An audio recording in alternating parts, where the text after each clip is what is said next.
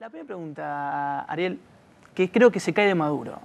La situación de aerolíneas argentinas se genera, primero y principal, porque están las cosas mal o hay una suerte de incendiar incentivos para incendiar. Incentivos para incendiar.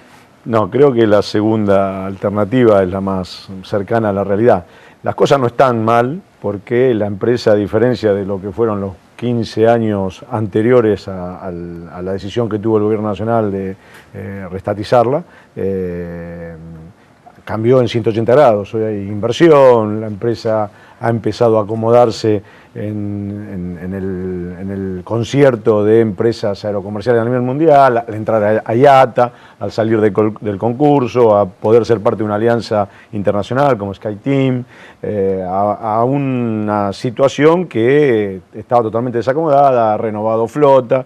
Cuando el Estado se hizo cargo de la compañía había 25 aviones funcionando, hay más de 60, 65 aviones funcionando, había una flota de antigüedad promedio de 20 años, quizás la más antigua del mundo. Hoy en 2 años se bajó a 9, se incorporaron más de 30 aviones, 35 aviones, los 20 de Embraer, pero otros 737, Airbus, con lo cual, digamos, cuesta mucho en 2 años y medio revertir los 10, 15, 20 años anteriores, donde hubo una política para desarticular la compañía, destruirla, achicarla, vaciamiento.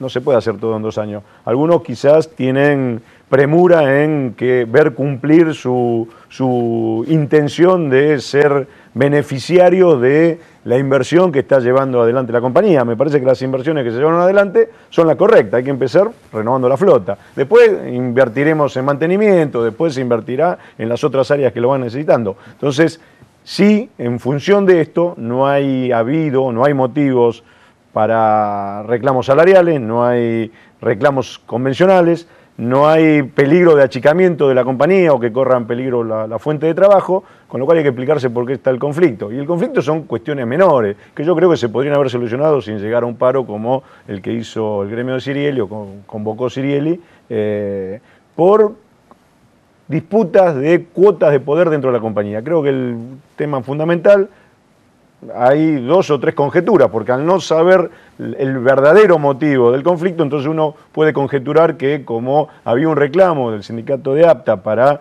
tomar un ámbito de representación más amplio dentro de la empresa y la empresa se lo niega, sale a hacer un conflicto. Se puede suponer que como Cirielli está enrolado en una oposición muy clara y precisa al gobierno, se opuso terminantemente a la estatización de la aerolínea. Cirielli fue el único de los 6 secretarios generales que en el Congreso y públicamente dijo que quería que fuesen privados los que tomaran el manejo de la empresa. Entonces, obviamente, tarde o temprano, esa misma postura repercute en un conflicto contra el gobierno o que esté jugando a intereses que, justamente en ese afán de querer traer privados dentro de la empresa, a generar las condiciones. Para generar las condiciones, ¿uno qué hace? Tratar de mostrar que todo es un desastre. Cuando puede haber errores, pero creo que en el balance general es muy positivo. ¿Cómo pensás que termina esto, digamos?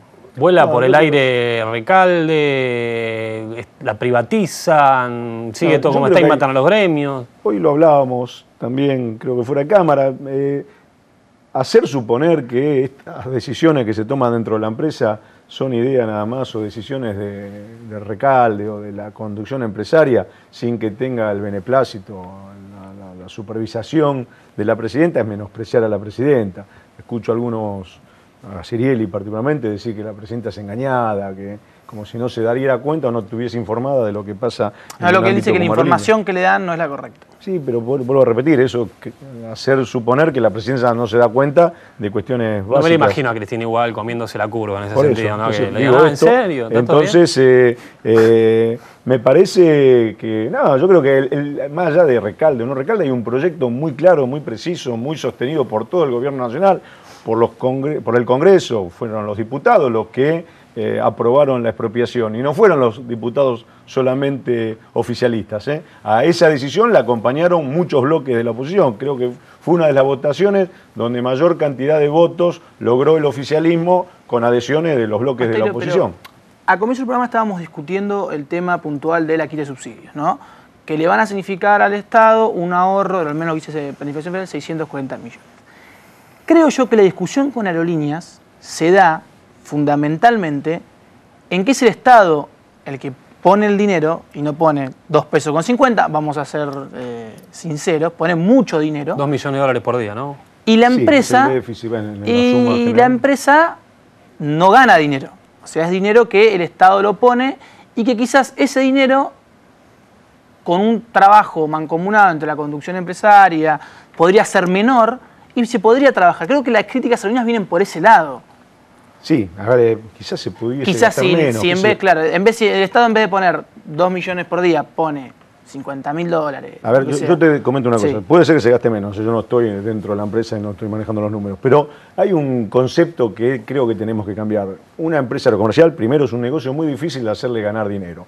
Hay un dicho histórico dentro de la actividad que es, si vos sos multimillonario y querés ser millonario, comprá una empresa aérea. Es decir, que de una super fortuna vas a pasar a tener tan solo una fortuna. Bueno, a Piñera tan mal no le fue. ¿A quién? A Piñera tan mal no le fue. ¿Y por qué lo hacen? Pero digamos? ahí hay un concepto diferente de empresa. Sí.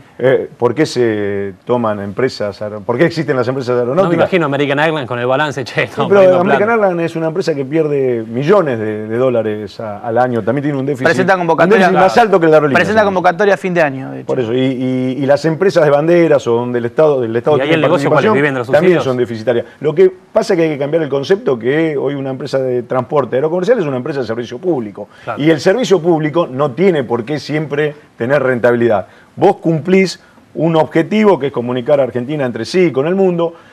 Hay un dato muy preciso que yo creo que vale la pena destacar y ponerlo en todos los medios cada vez que se pueda. Argentina hoy, la mayor cantidad de ingresos de divisas que se dan en Argentina es a través del turismo receptivo, del turismo extranjero. Sí. Obviamente, si vos no tenés una empresa aérea que pueda distribuir esos pasajeros para que conozcan las diferentes regiones del país, no tendríamos la capacidad de ingresar mucho más de miles de millones de dólares que ingresan en concepto de turismo, que es lo que pierde Aerolíneas anualmente. Quizás pierde Aerolíneas, pero seguramente ganan las agencias de turismo de Iguazú, Calafate o el norte argentino, los hoteles, los restaurantes, el desarrollo el económico, turismo, digamos. genera todo un movimiento económico que es mucho más importante que quizás esos 2 millones de dólares que, si bien se están perdiendo, es porque venimos de un periodo, lo que dije hace un ratito, de muchos años de desinversión. En ese paquete de pérdida también están las inversiones, también están los reequipamientos, también está pagar la deuda que se tenía con IATA, también está el cierre del concurso de acreedores, también están el equipamiento en diferentes áreas de la empresa. Son cosas que realmente durante muchos años no se invirtieron y se invirtieron todo en 2 años y pico. ¿En qué estado está la situación de la restatización de aerolíneas en el Congreso? No, en el Congreso ya todo ese proceso está superado. Porque faltaba un... No, hay un juicio, hay un reclamo de Marsans hacia aceptar la propuesta que se le hizo desde el Gobierno Nacional o del Congreso de tomar la compañía, de hacerse cargo de la compañía al valor de $1, $1, €1, creo que era, porque cuando el Estado se hizo cargo, al margen que venía pagando las cuentas de la empresa 3 o 4 meses antes, se hizo cargo de la deuda, del déficit que tenía la empresa, y con ello Marsans tendría que darse por muy bien pagado, digamos, ¿no? Sin embargo, ese reclamo judicial todavía no terminó, no hubo posibilidad de generar el acuerdo con el propio Grupo Marsans, pero creo que es cuestión de meses o muy pronto ese trámite está finalizado, y entonces ahí el Congreso es el que termina de aceptar el proceso de expropiación que se inició, que la Comisión de Seguimientos de Privatizaciones avaló. Ayer algunos diputados se rasgaban las vestiduras y decían que no se habían trabajado desde el Congreso en función o ponía la responsabilidad en el gobierno, cuando el Congreso de la Nación, la Cámara de Diputados, la mayoría la tiene la oposición. ellos tendrían capacidad dentro de la Comisión de Seguimiento de Privatización de influir y sacar dictámenes que intentasen revertir lo que define el Congreso. Si no lo hacen es porque no tienen elementos. Es malo lo que dice, tendrían la capacidad, es malo, le juega. Es que es cierto. Me quedé pensando en lo que decías de que una empresa de aviones no es rentable. Yo sé que son horas de explicación, pero ¿habría alguna forma de hacer que Aerolíneas sea un poco más rentable? Subiendo la tarifa, ¿se soluciona subiendo la tarifa? Aerolíneas cuando se privatizó allá en el 90. ¿Es barato viajar en Aerolíneas, por ejemplo? La tarifa, la composición, yo sé que digo esto y después no hables como tuitean o llaman por teléfono y dicen, la tarifa aeronáutica, la tarifa aérea en Argentina hasta hace muy poco era de las más económicas del mundo. Viajar en cualquier región del mundo en tramos internos es más caro normalmente que lo que sale viajar en Argentina, a excepción de las empresas de bajo costo, sí, las Minet en Europa, que conseguís pasajes muy baratos, pero tiene una composición y una estructura totalmente diferente que no son comparables con una empresa aérea que desarrolla ciertos objetivos de servicio público. ¿Y ahora es menos barato? ¿Cómo? ¿Ahora es menos barato viajar? Ahora hubo unos acomodamientos de precios, pero de todos modos sigue siendo una tarifa más económica. Se viaja en Argentina que en Brasil, se viaja en Argentina que en Colombia o en Venezuela, en la ruta, o de Chile. Son más económicas las tarifas dentro del cabotaje que en cualquiera de los cabotajes de los países latinoamericanos, para poner un parámetro. Eso a veces influye también en el costo. La actividad aerocomercial es una actividad que está atada a muchas variables que muchas veces, por más que vos hagas todo bien dentro de la empresa, te aumentó el precio del combustible por diferente motivo, por una guerra, por un hecho político, y te modifica todos los números. Hay una recesión económica como la que hubo en el 2008 y te modifica mucho de los parámetros y las pautas que vos tenías planificadas y pensadas.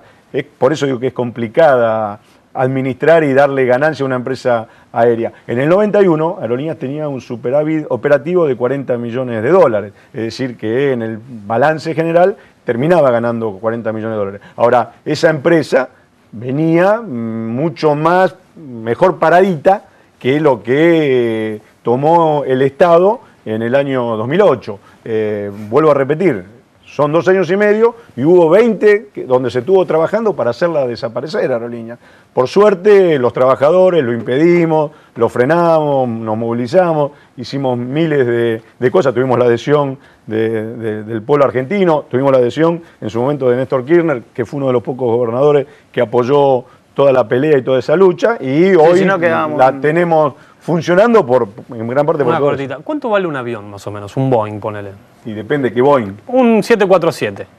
Un 747 y esos aviones están en el orden de los... Normalmente, otra realidad es que normalmente no se compran. Esos aviones no se compran, se compran a través del sistema de leasing, que son de $500. Leasing con opción de compra, 2 años. Mensuales, a comprar en 10, en 8 años, en 7 años. El valor está arriba de los $100 millones. La flota Embraer, 20 aviones Embraer 190, fue una inversión de aproximadamente $700 millones. Claro, son alrededor de 35 millones cada avión. Cada uno, más o menos. ¿Y cuántos aviones necesitaría Aerolíneas? ¿Hay un cálculo de eso? Y todo depende de la programación y de la propuesta que vos quieras. 10 aviones, 5. Yo quiero una aerolínea que vuele como su Lolía volar a 27 destinos en el exterior. Hoy volamos a 4 o 5. Para los 4 o 5 que volamos hoy, la cantidad de aeronaves que teóricamente tienen que estar operativas alcanzaría. Claro, ahora, para llegar a esa 27... Claro, en realidad lo que están faltando son los que se denomina aviones de fuselaje ancho y no tanto para vuelos de cabotaje. Los vuelos yo creo que son paralelos, digamos, las necesidades. Se puede suponer que Austral se equipó con los Embraer, son 20 aviones, más algunos otros que de los modelos MD, ya estaría más o menos complementado, y Aerolíneas principalmente tiene que renovar aviones antiguos por algunos más nuevos, hay proyectado sumar 12 aviones más. Con eso yo creo que termina siendo un número realmente lógico para el cabotaje de Aerolíneas, y en este momento en funcionamiento hay 3 jumbos en Aerolíneas, hay 5 o 6 Airbus, hay la hay voluntad de llegar a denuncias 12 o 14 aviones fuselaje ancho. Con las denuncias que dicen que están parados. Bueno, por eso, pero todo eso también es una larga explicación que habría que dar de por qué el motivo de que está parado. De hecho, no están parados, hay 2 funcionando, hay un tercer jumbo que normalmente se utiliza como repuesto en caso, un backup de los otros 2 que funcionan, y hay 6 o 7 Airbus que también uno de ellos siempre queda en tierra o queda a la espera de posibles situaciones.